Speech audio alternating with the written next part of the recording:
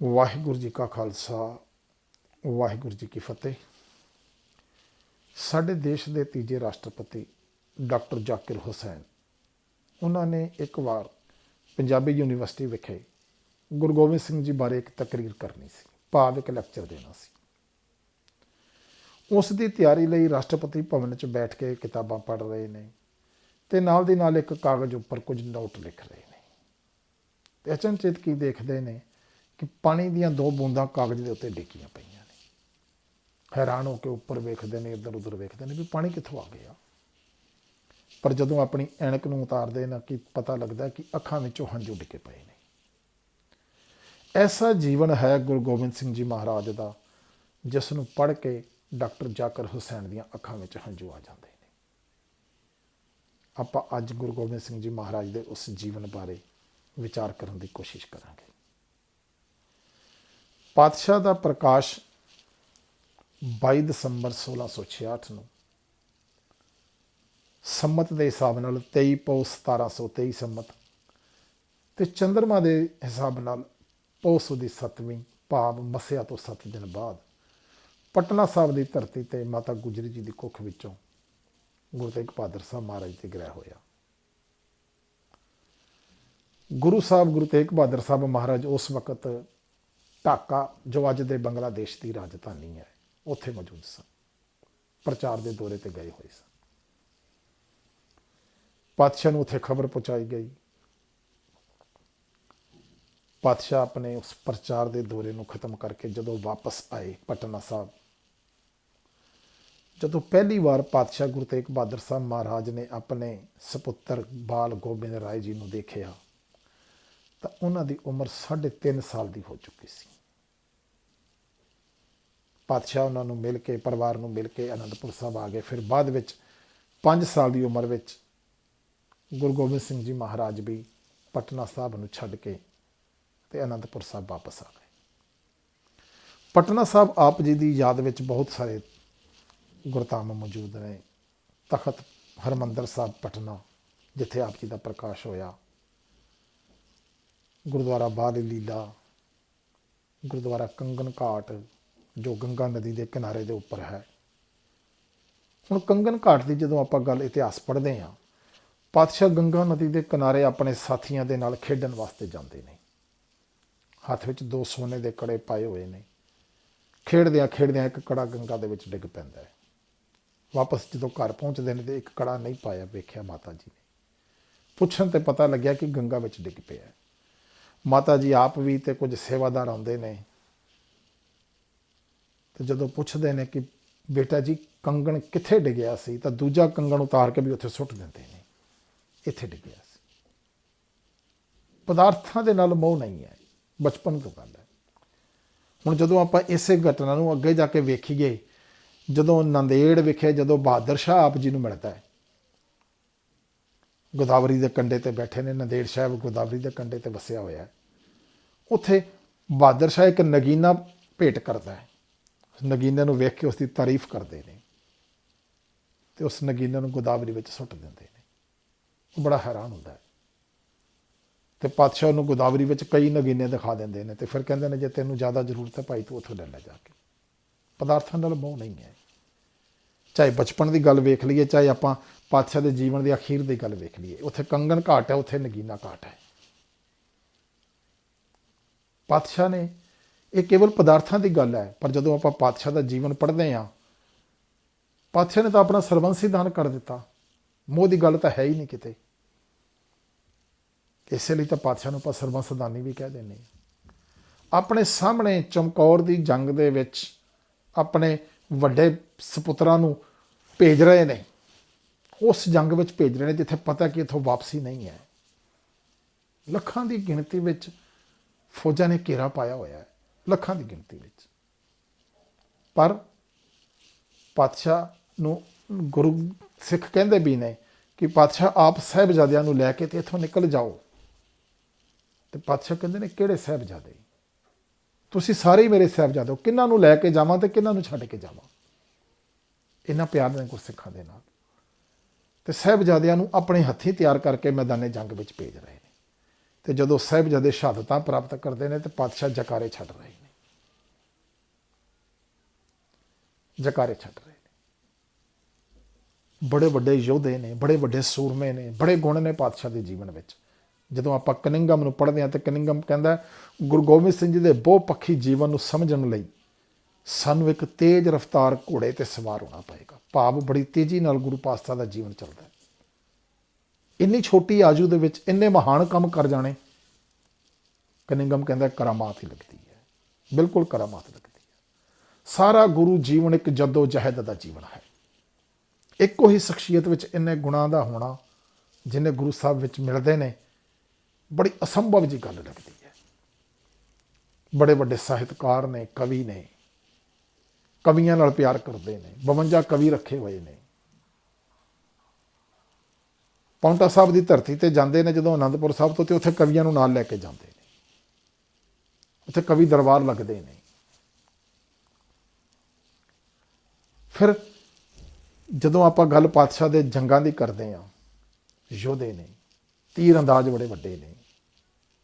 Principal Satveer Singh ji ਲਿਖਦੇ ਨੇ ਕਿ ਇੱਕੋ ਸਮੇਂ ਤੇ ਕਮਾਨ ਦੇ ਵਿੱਚ 4 ਤੀਰ ਚੜਾ ਕੇ ਤੇ ਵੱਖਰੀਆਂ ਵੱਖਰੀਆਂ ਦਿਸ਼ਾਵਾਂ ਵੱਲ ਛੱਡ ਦਿੰਦੇ ਨੇ।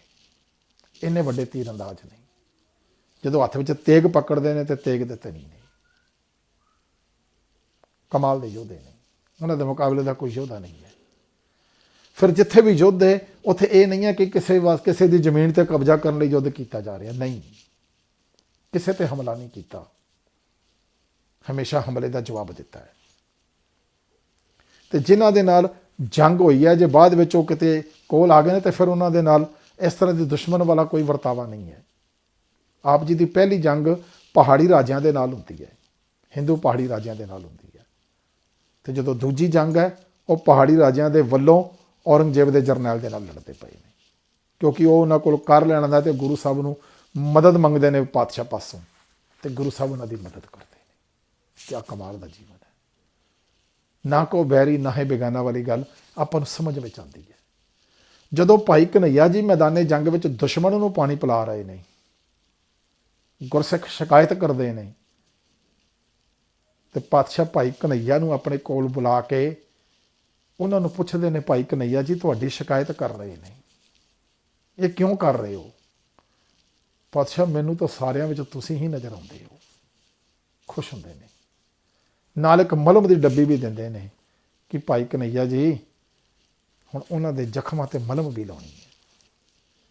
ਪਾਤਸ਼ਾਹ ਦੇ ਤੀਰਾਂ ਦੇ ਉੱਪਰ ਸੋਨਾ ਲੱਗਿਆ ਹੋਇਆ ਹੈ ਕਿ ਜਿਹੜਾ ਪਾਤਸ਼ਾਹ ਦੇ ਤੀਰ ਦਾ ਸ਼ਿਕਾਰ ਹੋ ਕੇ ਇਸ ਦੁਨੀਆ ਤੋਂ ਫੌਤ ਹੋ ਜਾਵੇ, ਖਤਮ ਹੋ ਜਾਵੇ, ਤੇ ਉਹਦੀਆਂ ਅੰਤਮ ਰਸਮਾਂ ਲਈ ਕਿਤੇ ਲੋੜ ਪੈ ਜਾਵੇ, ਤੇ ਨਾਲ ਸੋਨਾ ਵੀ ਲੱਗਿਆ ਨੋਕ ਦੇ ਉੱਤੇ। ਐਸੇ ਪਰਉਪਕਾਰੀ ਨੇ, ਐਸੇ ਦਿਆਲੂ ਨੇ, ਕਿੰਨੇ ਗੁਣਾਂ ਦੀ ਗੱਲ ਕਰਾਂਗੇ। ਪਾਤਸ਼ਾਹ ਖਾਲਸੇ ਦੀ ਸਾਜਨਾ ਕਰਦੇ ਨੇ। ਬੜੀ ਸੰਗਤ ਬੈਠੀ ਹੈ, ਹਜ਼ਾਰਾਂ ਦੀ ਗਿਣਤੀ ਵਿੱਚ ਬੈਠੇ ਨੇ ਸਿੱਖ, ਤੇ ਆ ਕੇ ਇੱਕ ਸਿਰ ਦੀ ਮੰਗ ਕਰ ਰਹੇ ਨੇ। ਭਾਈ ਦਇਆ ਰਾਮ ਜੀ ਉੱਠਦੇ ਨੇ, ਆਪਣਾ ਆਪ ਗੁਰੂ ਦੇ ਅੱਗੇ ਭੇਟ ਕਰਦੇ ਨੇ। ਵਾਪਸ ਜਦੋਂ ਦੁਬਾਰਾ ਆਉਂਦੇ ਨੇ, ਭਾਈ ਦਇਆ ਰਾਮ ਜੀ ਨੂੰ ਲੈ ਕੇ ਅੰਦਰ ਤੰਬੂ ਵਿੱਚ ਜਾਂਦੇ ਨੇ, ਜਦੋਂ ਵਾਪਸ ਦੁਬਾਰਾ ਆਉਂਦੇ ਨੇ ਤਾਂ ਕਿਰਪਾਨ ਦੇ ਉੱਤੇ ਖੂਨ ਲੱਗਿਆ ਹੋਇਆ ਹੈ। ਹੁਣ ਹੋਰ ਲੋਕ, ਕਈ ਲੋਕ ਡਰ ਜਾਂਦੇ ਨੇ ਵੀ ਇਹ ਕੀ ਭਾਣਾ ਵਾਪਰਿਆ ਹੈ। ਪਰ ਉਸ ਤੋਂ ਬਾਅਦ ਵੀ ਫਿਰ ਜਦੋਂ ਸੀਸ ਮੰਗਦੇ ਨੇ ਤਾਂ ਭਾਈ ਧਰਮਚੰਦ ਜੀ ਉੱਠਦੇ ਨੇ, ਇੱਕ ਇੱਕ ਕਰਕੇ 5 ਪਿਆਰੇ ਸਾਹਿਬਾਨ ਨੂੰ ਚੁਣਦੇ ਨੇ। ਫਿਰ ਉਹਨਾਂ ਨੂੰ ਤਿਆਰ ਬਰ ਤਿਆਰ ਖਾਲਸੇ ਦੇ ਪਹਿਰਾਵੇ ਦੇ ਵਿੱਚ ਲਿਆ ਕੇ ਖੰਡੇ ਬਾਟੇ ਦੀ ਪਾਹੁਲ ਛਕਾਉਂਦੇ ਨੇ। ਉਹਨਾਂ ਦਾ ਜੀਵਨ ਬਦਲ ਜਾਂਦਾ ਹੈ। ਉਹ ਅੱਜ ਤੋਂ 5 ਪਿਆਰੇ ਸਾਹਿਬਾਨ ਬਣ ਗਏ ਨੇ। ਫਿਰ ਉਹਨਾਂ 5 ਪਿਆਰੇ ਸਾਹਿਬਾਨ ਨੂੰ ਖੰਡੇ ਬਾਟੇ ਦੀ ਪਾਹੁਲ ਛਕਾ ਕੇ ਆਪ ਉਹਨਾਂ ਪਾਸੋਂ ਖੰਡੇ ਬਾਟੇ ਦੀ ਪਾਹੁਲ ਪ੍ਰਾਪਤ ਕਰ ਰਹੇ ਨੇ। ਦੂਜੇ ਭਾਈ ਗੁਰਦਾਸ ਜੀ ਲਿਖਦੇ ਨੇ, ਵਾਹ ਵਾਹ ਗੋਬਿੰਦ ਸਿੰਘ ਆਪੇ ਗੁਰ ਚੇਲਾ, ਆਪ ਉਹਨਾਂ ਪਾਸੋਂ ਖੰਡੇ ਬਾਟੇ ਦੀ ਪਾਹੁਲ ਪ੍ਰਾਪਤ ਕਰ ਰਹੇ ਨੇ। ਤੇ ਇਹ ਐਲਾਨ ਕਰਦੇ ਨੇ ਕਿ ਹੁਣ ਖਾਲਸਾ ਪ੍ਰਗਟ ਹੋ ਗਿਆ ਹੈ। ਪ੍ਰਗਟੇ ਉਹ ਖਾਲਸਾ, ਪਰਮਾਤਮਾ ਕੀ ਮੌਜ, ਉਸ ਪਰਮਾਤਮਾ ਦੀ ਮੌਜ ਵਿੱਚ ਖਾਲਸਾ ਪ੍ਰਗਟ ਹੋ ਗਿਆ ਹੈ। ਤੇ ਫਿਰ ਉਸ ਖਾਲਸੇ ਨੂੰ ਪ੍ਰਗਟ ਕਰਕੇ ਉਸ ਖਾਲਸੇ ਦੀ ਸਿਫਤ ਕਰਦੇ ਨੇ, ਕਹਿੰਦੇ ਨੇ ਖਾਲਸਾ ਮੇਰਾ ਰੂਪ ਹੈ ਖਾਸ। ਆਪਣਾ ਰੂਪ ਦਿੰਦੇ ਨੇ ਖਾਲਸੇ। ਖਾਲਸੇ ਮੈਂ ਹਾਉ ਕਰੋ ਨਿਵਾਸ, ਕਹਿੰਦੇ ਮੇਰਾ ਨਿਵਾਸ ਖਾਲਸੇ ਦੇ ਵਿੱਚ ਹੋ ਰਿਹਾ ਹੈ। ਔਰੰਗਜ਼ੇਬ ਨੂੰ, ਜੋ ਉਸ ਵਕਤ ਦਾ ਬਾਦਸ਼ਾਹ ਹੈ, ਬੜਾ ਜ਼ਾਲਮ ਹੈ, ਗੁਰੂ ਤੇਗ ਬਹਾਦਰ ਸਾਹਿਬ ਮਹਾਰਾਜ ਨੂੰ ਵੀ ਸ਼ਹੀਦ ਉਸ ਔਰੰਗਜ਼ੇਬ ਦੇ ਹੁਕਮ ਦੇ ਨਾਲ ਕੀਤਾ ਗਿਆ। 4 ਸਾਹਿਬਜ਼ਾਦਿਆਂ ਦੀ ਸ਼ਹਾਦਤ ਤੋਂ ਬਾਅਦ ਔਰੰਗਜ਼ੇਬ ਨੂੰ ਜ਼ਫਰਨਾਮਾ ਲਿਖਦੇ ਨੇ। ਜ਼ਫਰਨਾਮੇ ਦਾ ਮਤਲਬ ਹੁੰਦਾ ਹੈ ਜਿੱਤ ਦੀ ਚਿੱਠੀ। ਉਸ ਔਰੰਗਜ਼ੇਬ ਨੂੰ ਉਸ ਦੀਆਂ ਐਸੀਆਂ ਕਰਨੀਆਂ ਯਾਦ ਕਰਾਉਂਦੇ ਨੇ ਵੀ ਤੂੰ ਕੀ ਕਰ ਰਿਹਾ ਹੈ। ਔਰੰਗਜ਼ੇਬ ਜਦੋਂ ਉਸ ਚਿੱਠੀ ਨੂੰ ਪੜ੍ਹਦਾ ਤੇ ਉਸ ਦਾ ਅੰਦਰ ਤੱਕ ਕੰਬ ਜਾਂਦਾ ਹੈ। ਉਹ ਗੁਰੂ ਸਾਹਿਬ ਨੂੰ ਮਿਲਣ ਦੀ ਇੱਛਾ ਪ੍ਰਗਟ ਕਰਦਾ ਹੈ, ਪਰ ਮਿਲ ਨਹੀਂ ਪਾਉਂਦਾ, ਜਲਦੀ ਮੌਤ ਹੋ ਜਾਂਦੀ ਹੈ ਉਸ ਦੀ। ਔਰੰਗਜ਼ੇਬ ਨੂੰ ਇਸ ਗੱਲ ਦਾ ਅਹਿਸਾਸ ਹੋ ਜਾਂਦਾ ਹੈ ਕਿ ਸੱਚਮੁੱਚ ਮੈਂ ਬੜੇ ਮਾੜੇ ਕੰਮ ਕੀਤੇ ਨੇ। ਉਹ ਆਪਣੀ ਵਸੀਅਤ ਲਿਖਦਾ, ਇੱਕ ਜ਼ਫਰਨਾਮਾ ਪੜ੍ਹਨ ਤੋਂ ਬਾਅਦ ਜਦੋਂ ਉਹਦੀ ਮੌਤ ਹੁੰਦੀ, ਵਸੀਅਤ ਲਿਖ ਕੇ ਜਾਂਦਾ ਹੈ ਕਿ ਮੈਂ ਬੜੇ ਮਾੜੇ ਕੰਮ ਕੀਤੇ ਨੇ। ਮੇਰੀ ਕਬਰ ਦੇ ਨੇੜੇ ਤੇੜੇ ਕੋਈ ਦਰਖਤ ਨਹੀਂ ਹੋਣਾ ਚਾਹੀਦਾ, ਮੈਨੂੰ ਛਾਂ ਮੇਰੇ ਨਹੀਂ ਜੀਵਨ ਵਿੱਚ ਹੋਣੀ ਚਾਹੀਦੀ, ਮੈਨੂੰ ਐਸਾ ਸਨਮਾਨ ਨਹੀਂ ਮਿਲਣਾ ਚਾਹੀਦਾ। ਔਰੰਗਜ਼ੇਬ ਆਪਣੀ ਵਸੀਅਤ ਵਿੱਚ ਲਿਖ ਕੇ ਜਾਂਦਾ ਹੈ। ਉਹ ਗੁਰੂ ਸਾਹਿਬ ਦੇ ਉਹਨਾਂ ਸ਼ਬਦਾਂ ਨੂੰ ਪੜ੍ਹ ਕੇ ਅੰਦਰ ਤੱਕ ਕੰਬਿਆ। ਹੁਣ ਗੁਰੂ ਸਾਹਿਬ ਨੰਦੇੜ ਪਹੁੰਚਦੇ ਨੇ ਜਦੋਂ ਆਪਣੇ ਜੀਵਨ ਦੇ ਅਖੀਰ ਵਿੱਚ। ਔਰੰਗਜ਼ੇਬ ਵੀ ਦੱਖਣ ਵਾਲੇ ਪਾਸੇ ਮਰਿਆ, ਉਸ ਦੀ ਮੌਤ ਉੱਧਰ ਹੀ ਹੋਈ ਹੈ, ਔਰੰਗਾਬਾਦ ਜੋ ਸ਼ਹਿਰ ਹੈ ਜਿੱਥੇ ਉਸ ਦੀ ਕਬਰ ਮੌਜੂਦ ਹੈ। ਪਰ ਅੱਜ ਕਿਤੇ ਜਾ ਕੇ ਦੇਖੋ, ਉਹਦੀ ਕਬਰ ਦੇ ਆਲੇ ਦੁਆਲੇ ਕੁਝ ਵੀ ਨਹੀਂ ਹੈ। ਗੁਰੂ ਗੋਬਿੰਦ ਸਿੰਘ ਜੀ ਮਹਾਰਾਜ ਜਦੋਂ ਜੋਤੀ ਜੋਤ ਸਮਾਉਣ ਲੱਗਦੇ ਨੇ, ਤੇ ਜੋਤੀ ਜੋਤ ਸਮਾਉਣ ਤੋਂ ਪਹਿਲਾਂ ਬਾਬਾ ਬੰਦਾ ਸਿੰਘ ਬਹਾਦਰ ਨੂੰ ਪੰਜਾਬ ਭੇਜਦੇ ਨੇ ਜ਼ੁਲਮ ਦੇ ਖਾਤਮੇ ਦੇ ਲਈ। ਤੇ ਅਖੀਰ ਤੇ ਗੁਰੂ ਗ੍ਰੰਥ ਸਾਹਿਬ ਜੀ ਨੂੰ ਗੁਰਤਾ ਗੱਦੀ ਪ੍ਰਦਾਨ ਕਰਦੇ ਨੇ। ਸ਼ਬਦ ਨੂੰ ਗੁਰੂ ਦਾ ਦਰਜਾ ਤਾਂ ਗੁਰੂ ਨਾਨਕ ਸਾਹਿਬ ਨੇ ਦੇ ਦਿੱਤਾ ਸੀ, ਪਰ ਗੁਰੂ ਗੋਬਿੰਦ ਸਿੰਘ ਜੀ ਮਹਾਰਾਜ ਇੱਕ ਪੱਕੀ ਮੋਹਰ ਲਾ ਦਿੰਦੇ ਨੇ। ਆਪਾਂ ਰੋਜ਼ਾਨਾ ਅਰਦਾਸ ਤੋਂ ਬਾਅਦ ਪੜ੍ਹਦੇ ਹਾਂ, ਆ ਗਿਆ ਭਾਈ ਅਕਾਲ ਕੀ ਤਬੈ ਚਲਾਇਓ ਪੰਥ, ਸਭ ਸਿੱਖਣ ਕੋ ਹੁਕਮ ਹੈ ਗੁਰੂ ਮਾਨਿਓ ਗ੍ਰੰਥ। ਗੁਰੂ ਗ੍ਰੰਥ ਸਾਹਿਬ ਜੀ ਦੇ ਲੜ ਲਾ ਕੇ ਜਾਂਦੇ ਨੇ। ਜਦੋਂ ਸਿੱਖ ਪੁੱਛਦੇ ਨੇ, ਪਾਤਸ਼ਾਹ ਹੁਣ ਤੁਹਾਨੂੰ ਕਿਵੇਂ ਮਿਲਾਂਗੇ, ਤਾਂ ਕਹਿੰਦੇ ਨੇ ਤੁਸੀਂ ਗੁਰੂ ਗ੍ਰੰਥ ਸਾਹਿਬ ਜੀ ਦਾ ਪਾਠ ਕਰਨਾ, ਮੇਰੇ ਨਾਲ ਗੱਲਾਂ ਹੋਣਗੀਆਂ। ਗੁਰੂ ਨਾਲ ਗੱਲਾਂ ਕਰਨੀਆਂ ਨੇ, ਪਾਠ ਕਰਨਾ, ਬਾਣੀ ਪੜ੍ਹਨੀ। ਬਾਣੀ ਨੂੰ ਸਮਝ ਕੇ ਵਿਚਾਰ ਕੇ ਪੜ੍ਹਾਂਗੇ ਤਾਂ ਸੱਚਮੁੱਚ ਗੁਰੂ ਨਾਲ ਗੱਲਾਂ ਹੁੰਦੀਆਂ ਨੇ।